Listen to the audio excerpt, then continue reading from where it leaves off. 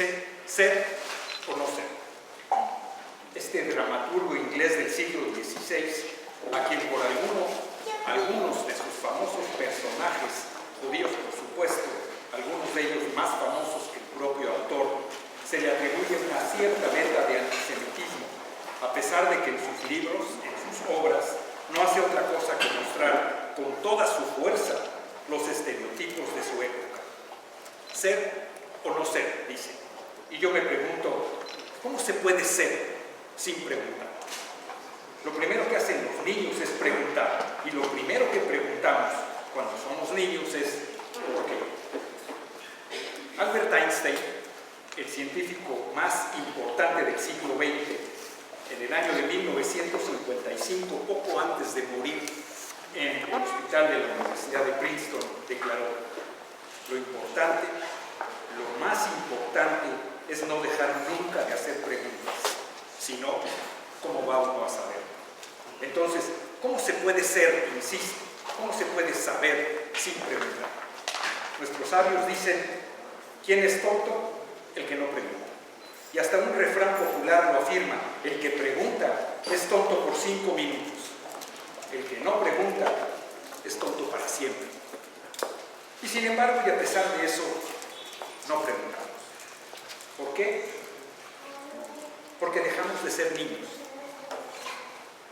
Simplemente dejamos de ser niños y dejamos de preguntar. ¿Por qué? ¿Por qué dejamos de preguntar? Algunos dirán que porque nos da pena. Otros que porque no necesitamos preguntar. ¿Que acaso no lo sabemos todo? Preguntar, muy bien. Especialmente cuando están presentes nuestros hijos o nuestros amigos. ¿Qué van a pensar? Van a decir que soy un tonto, que no sé. Mejor no preguntar. O tal vez porque si pregunto me van a decir algo que yo creía que ya sabía, y es horrible darse cuenta que uno ha estado equivocado. El dilema entonces, así lo ve el Rav Nigri, no está en no saber.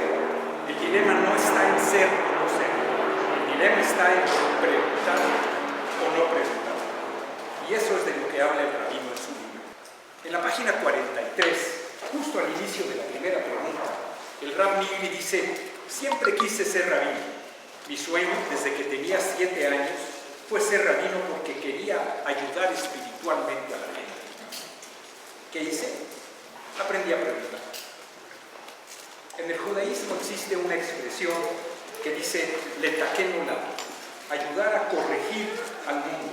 Y eso es a lo que creo que se refiere el rabino cuando habla de ayuda espiritual.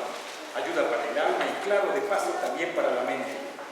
שהחיינו וקיימנו והגיענו לזמן הזה, זה היום עשה השם נגילה ונשמחה בו. Hoy es un día de mucha alegría. No puedo empezar de otra manera más que agradeciendo, es el sentimiento que llena mi corazón. La idea de por qué escribir el libro, qué pienso, qué creo. Les contesto eso con una pequeña historia. Los que me conocen saben que me gustan mucho las historias.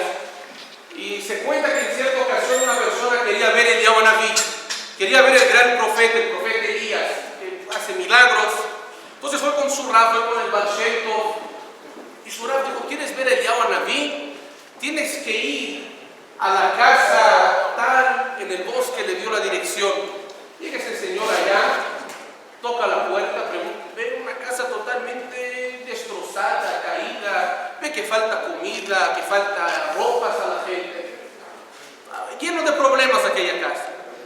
Preguntan qué quiere. Dice: bueno, me dijeron que venga para acá. No, pues bienvenido. El señor ve que falta comida, entonces les empieza a comprar carne, les empieza a sostener a la familia 3 días. Y se regresa y dice a su Rab: mire, vi una familia muy bonita y los apoyé, pero Eliyahu Hanabí no lo conocí, no estaba allá. Entonces le dice su maestro: mire, regresa a la casa, ya lo vas a encontrar.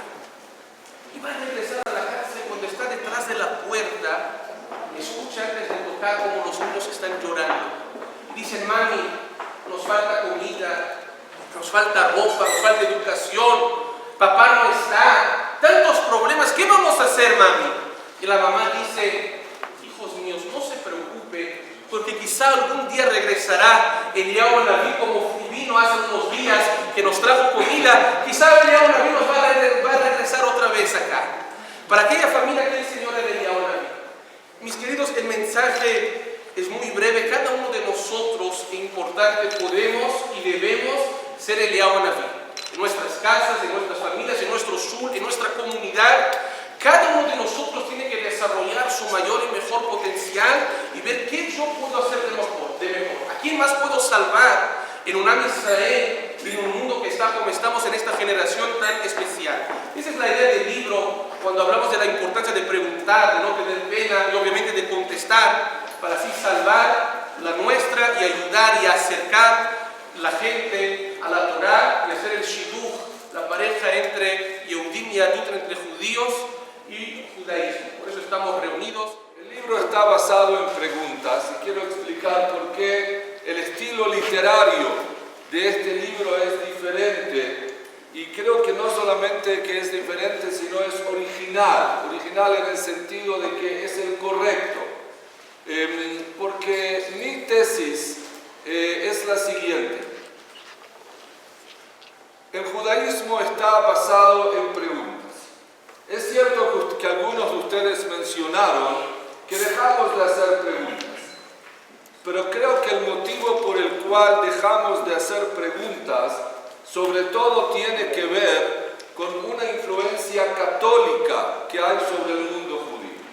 Quiero tratar de explicar algunos conceptos sobre este punto y sobre todo sobre la lectura de realmente el libro de Rav Siman Tov, que me permitió conocer a Rav Siman Tov más. Es cierto que Rav Siman Tov estudió con nosotros en Israel, tuve el privilegio de acompañarlo cuando estuvo en la comunidad de Cancún, en muchas ocasiones en diferentes temas también, pero cuando leemos las palabras escritas de una persona, creo que es la mejor forma de conocer a una persona. Cuando hablamos oralmente, a veces nuestras palabras sin querer se escapan, a veces la mente trabaja más rápido o más lento que nuestra boca, y no toda palabra está programada o tiene realmente la justificación necesaria. Pero cuando escribimos, pensamos dos veces y corregimos una cantidad de veces, ¿es verdad, señor Geller? Y seguramente eso nos permite conocer, en este caso a Rabino Siman Tov o a los diferentes escritores. La escritura de un libro en general, yo creo que es fundamental. No lo digo para entristecernos, pero sí para un poco reflexionar, que generalmente se dice o se decía que el pueblo judío es el pueblo del libro. Y cuando decíamos que el pueblo judío es el pueblo del libro, no se refiere al autor del libro, se refiere al lector del libro. O sea, la idea es que el pueblo judío es un pueblo de estudio, es un pueblo que lee, que estudia. El judaísmo se caracteriza por ser una religión de estudio, a diferencia de otras religiones que a veces solamente el clero o solamente la dirigencia espiritual o académica es la que estudia. En el judaísmo un niño tiene que empezar a estudiar y un adulto nunca deja de estudiar. Y por ese motivo somos el pueblo del libro. El problema es que a veces nos transformamos en el pueblo de la revista o en el pueblo del Facebook y el libro no deja de ser algo central. Pero creo que por eso es tan importante tanto la escritura y la lectura. Hay un pasaje sumamente interesante, una frase, parte de un breve artículo que escribió hace muchos años el rabino Kook. El rabino Kook fue el primer gran rabino de Israel, todavía antes de la creación del Estado judío, pero fue también un pensador, un filósofo, un hombre de alajá, un gran talmid jajam.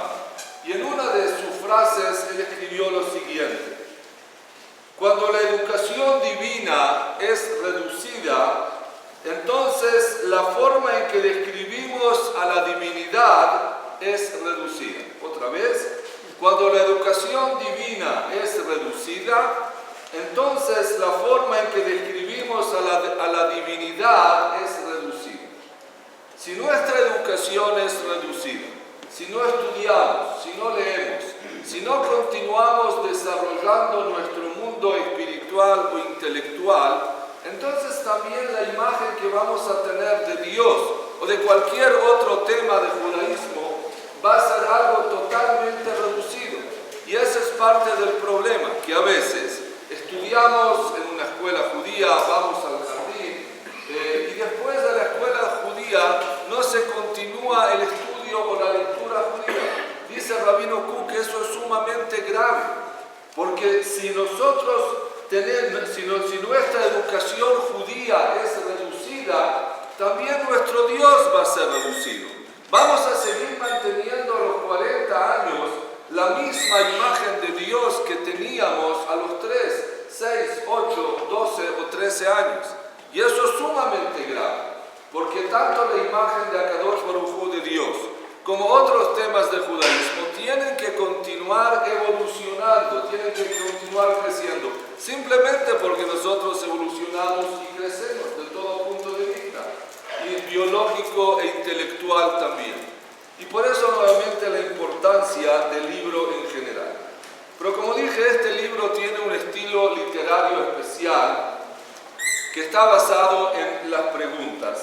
Las preguntas que a veces son preguntas en general, las preguntas pueden ser preguntas peligrosas, como por ejemplo, si ustedes recuerdan, el filósofo griego Sócrates fue juzgado porque él despertaba a los jóvenes en Atenas a hacer preguntas, y en aquel momento los dirigentes políticos pensaban que lo peor que puede haber es despertar el interés de los jóvenes por medio de las preguntas, y por eso fue juzgado Sócrates. Pero como dijimos, el judaísmo es diferente. El judaísmo es una religión que está basada en las preguntas, y el mejor ejemplo, como mencionó Rav Garmon, es la festividad de Pesaj. Quiero leerles el concepto de las preguntas en Pesaj. Nosotros generalmente pensamos o decimos que empezamos el Seder de Pesaj, como ustedes saben, con Man Ishtaná, con la canción de Man Ishtaná, y generalmente los niños se paran y cantan Man Ishtaná.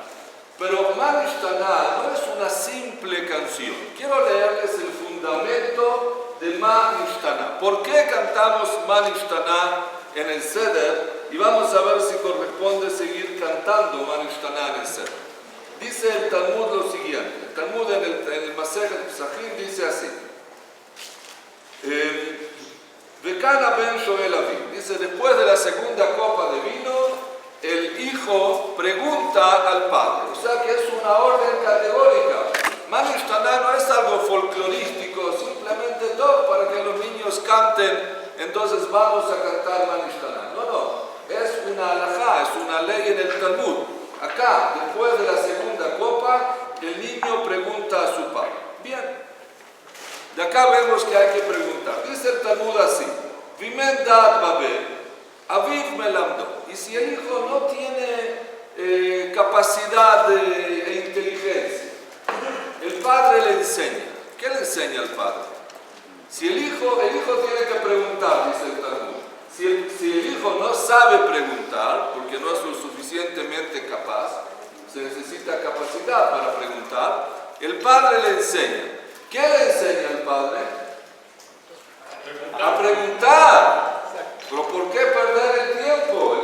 Entonces que el padre diga directamente al hijo el mensaje. Ok, hijo, tú no sabes preguntar, no importa, te voy a decir, te voy a enseñar ABC. No, dice el Talmud, si el hijo no sabe preguntar, el padre le enseña a preguntar. Miren qué bonito, qué hermoso. Esa es la actitud educativa, ese es el proceso pedagógico que el padre tiene que hacer con el niño. No transmitir inmediatamente el mensaje, ¡pum!, tirarle la pelota, el paquete para que el niño la reciba. No, tiene que haber primero una preparación, una elaboración en el niño. Pero continúa el Talmud y dice así,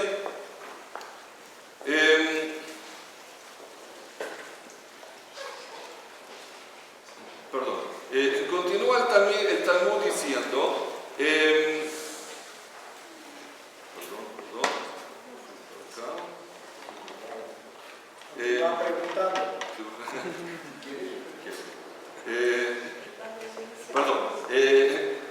continúa el Talmud diciendo, y si su hijo no está, si el hijo no está presente, dice el Talmud, Ishto Shoalo, la esposa tiene que preguntar al esposo, o sea, la mujer al hombre está muy bien, Veimla, y si la esposa no está presente por algún motivo también, dice el Talmud, Ushoel Leatzmo, él se pregunta a sí mismo, se autopregunta. ¿Escucharon alguna vez algo así? ¿Escucharon algo así? De que autopreguntarse, autocuestionarse es algo que parece anormal, va a ser necesaria una intervención psicológica, alguien que habla a sí mismo, que se hace preguntas. No, el Talmud dice sí, ese es el concepto. Y finaliza el Talmud diciendo,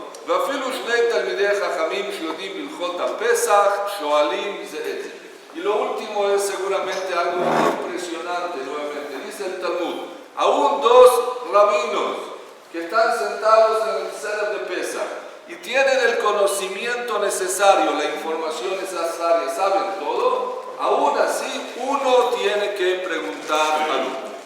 Vemos realmente acá un concepto fundamental en el lugar de la pregunta en el judaísmo. Esta es la base no solo del Seder de Pesach, no solo de Man Ishtaná, sino en general del judaísmo. En el momento que una persona hace preguntas, la persona se involucra, la persona se transforma en activa. Y ese es nuevamente uno de los secretos del estudio de todo tema académico, pero especialmente del judaísmo. El judaísmo no se transmite a personas pasivas, intelectualmente, espiritualmente. El judaísmo se transmite a personas activas que están en movimiento. La pregunta es la que genera el movimiento. Es cierto que posiblemente es una herramienta para que la persona pueda involucrarse y estar activa. Pero no es solamente una herramienta, porque las preguntas van evolucionando constantemente según la persona. No es cierto que cada año en Pesach hacemos las mismas preguntas. Tenemos que hacer otras preguntas. By the way, en nuestra casa en Pesach cantamos Man Ishtaná, pero realmente siempre hago una pausa y pido a todos los presentes en el Seder, este año teníamos 30 personas, que cada uno haga una pregunta, que cada uno ya viene preparado con una pregunta de Pesach. Pero el concepto entonces es que la persona se involucre y que las preguntas continúen evolucionando según el crecimiento constante de la persona. Y sobre esto quiero dar dos conceptos más. En primer lugar, las preguntas cambian. Y esa es nuevamente la importancia del libro de Rav Siman Tov que estamos presentando en este momento. El libro de Rav Siman Tov es un libro actual. Les digo sinceramente, y no como crítica, no estoy seguro que dentro de 10, 20, 30, 50 o 100 años este libro tenga validez. No estoy seguro. Porque si el libro está basado en las preguntas cambian. Quiero dar nuevamente un ejemplo de lo que escribió el rabino Kook sobre los libros que responden a preguntas en la época medieval. Como ustedes saben, hay libros que fueron escritos en la época medieval, como por ejemplo Rabbi Yehuda Levi, el Kuzari. El Kuzari escrito por Rabbi Yehuda Levi, o otro libro llamado Emunot Vedeot, escrito por Rabbi Sadia Gaon en el siglo XI y XII, o el famoso libro de Rambam, de Maimónides, Moreh Nebuchim, guía de los perplejos, de los descarriados. El rabino Kook escribió algo muy interesante, muy revolucionario, que alguien puede decir, ¿cómo un rabino ortodoxo escribió algo así? El rabino Kook escribió lo siguiente: quien piensa que las respuestas a las preguntas de nuestra generación, él lo escribió en el año 1927, quien piensa que las respuestas a las preguntas de nuestra generación se encuentran en los libros que fueron escritos por los grandes filósofos judíos de la época medieval, Emunot Vedeot de Rabbi Sadia Gaon, Sefer HaKuzari, el libro guía de los perplejos de Maimónides se equivoca. Esos libros no son vigentes en nuestra generación. Así escribió el Rabino Kook. ¿Por qué? Porque las preguntas cambiaron, porque los conceptos filosóficos volcados y presentados en esos libros, que algunos estaban basados en la filosofía griega y otros, no son respuestas a las preguntas que tenemos hoy en día. Seguramente son muy interesantes y hay que seguir estudiándolos, pero si alguien piensa que la salvación de los jóvenes de la Keilah en el año 2017 se encuentra en esos libros, al menos el Rabino Kook dice que no, y yo personalmente comparto su idea. Porque las preguntas cambian, las generaciones cambian, y eso también es una base del judaísmo. Dor Vedorshah. Cada generación tiene su estudio, su concepto, su lógica y sus preguntas. Hay una frase muy bonita que dice: justo cuando tenía las respuestas a todas mis preguntas, me cambiaron las preguntas. Justo cuando tenía todas las respuestas a mis preguntas, me cambiaron las preguntas. Esa es nuevamente lo que mantiene las diferentes preguntas durante las generaciones y la obligación que tenemos en realidad de seguir analizando de generación en generación. Pero hay acá un punto adicional que es el siguiente. Las preguntas son importantes, pero no siempre estamos atentos a las preguntas. Yo creo que la grandeza del libro de Rabino Siman-Tov y por lo tanto también de Rabino Siman-Tov en su persona es estar atento a las preguntas, es escuchar, es ser sensible a las preguntas. Los rabinos, como ustedes saben, hay quien dice que somos ángeles, hay quien dicen que no somos seres humanos, hay quien dice una cantidad de temas. Pero les puedo decir que no siempre el mundo rabínico está atento a las preguntas. Y yo creo que ese es uno de los grandes problemas. Puedo dividir el mundo rabínico en dos. Aquellos rabinos que están atentos a preguntas de la generación y de su comunidad, y rabinos que ya lo saben todo, o sea, que tienen todas las respuestas y teóricamente saben todas las preguntas o no necesitan las preguntas para saber todo y para dar respuestas, y las preguntas se transforman en realidad en algo totalmente innecesario. Pero aquellos rabinos que tienen la grandeza de espíritu, no solamente de religión, de espíritu, de persona, de estar atentos y ser sensibles a las preguntas, creo que eso es algo fundamental, y eso es lo que encontramos en el libro de Rabino Siman-Tov, en la forma de que él escucha las preguntas, en la forma de que él responde a las preguntas de los diferentes temas.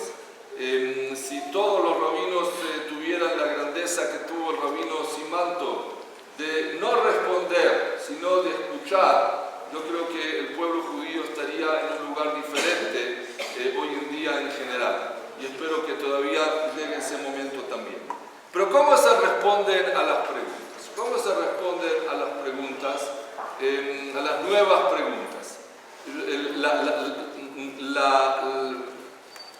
La inteligencia o la posibilidad de responder a nuevas preguntas es por medio también de nuevas respuestas. O sea, decir, bueno, tengo una pregunta y nuevamente voy a volver a Morene Bujín, al Guía de los Descarriados, a Maimónides, y a ver cómo él explicó el concepto de Shabbat hace 900 años atrás. Eso no es responder a las preguntas, eso es simplemente dar una respuesta antigua y a veces hasta no relevante a una pregunta actual.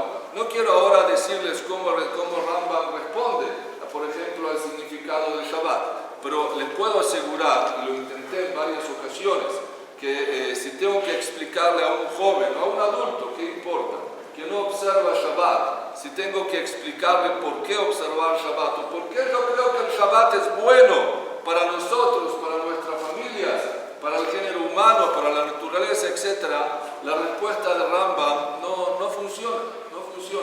Y no solamente la respuesta de Rambam, puede ser que también la respuesta que mi abuelito daba al Shabbat hace 100 años atrás en Hungría no es la respuesta que yo puedo dar a mis alumnos o a mis hijas o a mis nietos, sino que hay acá una evolución constante. ¿Y por qué? Porque una de las ideas bonitas es que el judaísmo es un oe, es una carpa, no es una casa. El judaísmo es una carpa y no es una casa. Una casa tiene paredes, tiene confines claros. Acá empieza la casa y termina de este lado. Y las paredes no se pueden mover, a no ser que se destruya la casa y el hogar. Pero una carpa tiene paredes que se pueden abrir, se pueden cerrar, se pueden extender. Son paredes que están en movimiento. Y ese es el movimiento que tiene el judaísmo en su forma de estudio y en su interpretación. Y eso es lo que hace Rabino Simanto cuando toma las preguntas, escucha las preguntas, es sensible a las preguntas y responde de tal forma que el judaísmo se transforma en una carpa y no solamente en una casa, en algo que se puede siempre extender, que se puede siempre adaptar a las generaciones y a las diferentes preguntas que hay en cada generación. Y nuevamente creo que eso se refleja en el libro. Se refleja en el libro porque uno de los métodos nuevamente literarios que utiliza Rabino Simanto en su libro es una visión muy personal, muy personal. En la mayoría de las respuestas el Rabino Simanto no menciona grandes fuentes talmúdicas o filosóficas, en algunos casos seguramente sí, pero siempre él se pone al frente, él pone su punto de vista, lo que él piensa, lo que él siente, mucho sentimiento hay dentro de este libro. Él transmite muchas veces mensajes por medio de cuentos. Y los cuentos, como ustedes saben, son solamente no cuentos, sino que los cuentos se transforman en mensajes. Pero es una forma literaria y muy personal de transmitir los diferentes temas que encontramos en el Talmud. Y para finalizar, yo creo que, como dije al principio, tenemos que volver al judaísmo original. Judaísmo original que está basado en preguntas, en reflexión, en adaptación de las preguntas según la generación. Ese es el judaísmo original. El judaísmo original no es catolicismo dogmático. A veces nuevamente tenemos esa influencia. Tenemos que recordar que vivimos como judíos, pero somos una minoría dentro de otras culturas, naciones y religiones. Y no tengan la menor duda que los judíos tenemos influencia cristiana. No ese es el tema, pero puedo dar decenas de ejemplos en los cuales tenemos influencia nada que no nos permita seguir siendo judíos. Pero a veces podemos seguir siendo judíos y pensar como católicos. Yo no creo que eso sea bueno. Este libro nos hace retornar al judaísmo clásico, a hacer las preguntas, a responder y sobre todo a dialogar. Porque ¿cuál es la grandeza de la pregunta? Que la pregunta despierta el diálogo. O sea, como dijo el rabino Garmón, el famoso reloj, ¿por qué no le dijo la hora? Miren, ahora estoy analizando el cuento de rabino, ¿por qué no le dio un hombre la hora al otro hombre? Porque no quería el diálogo, no quería entrar en diálogo, no quería más preguntas. ¿Qué hora es? ¿Dónde compraste el reloj? No. El rabino Simanto sí entra en el diálogo, sí permite el diálogo. El diálogo es el estudio verídico del judaísmo a diferencia de otras religiones. Y el diálogo es quien despierta la inteligencia, el estudio, la profundidad en el judaísmo. Porque ¿qué caracteriza a una madre judía, a una Yiddish Shema? No solamente la comida y no solamente que cuando uno salía de la casa siempre no llevaste el saco, el pullover, etcétera, etcétera, no resfriarse, sino que una madre judía generalmente cuando le pregunta, cuando quiere que su hijo coma, le dice, no le dice ahora, come una manzana, sino le pregunta, tenemos manzanas, peras y bananas, ¿qué quieres comer? O sea, es una pregunta. Esa pregunta hace despertar la reflexión, la inteligencia del niño. Hoy quiero banana, mañana quiero pera, etc. Y así sucesivamente. O sea, no hay una imposición otra vez dogmática como lo hay en otras religiones o culturas, sino que hay un despertar, hay un diálogo, y todo está basado en la pregunta, así como está basado en el libro tan especial del Rabino Simanto, que realmente tuve el placer de leer, tuve el placer de conocerlo a él más por medio del libro, tengo el placer de estar en este momento acompañando a Rabino Simanto, a Teilá y a todos ustedes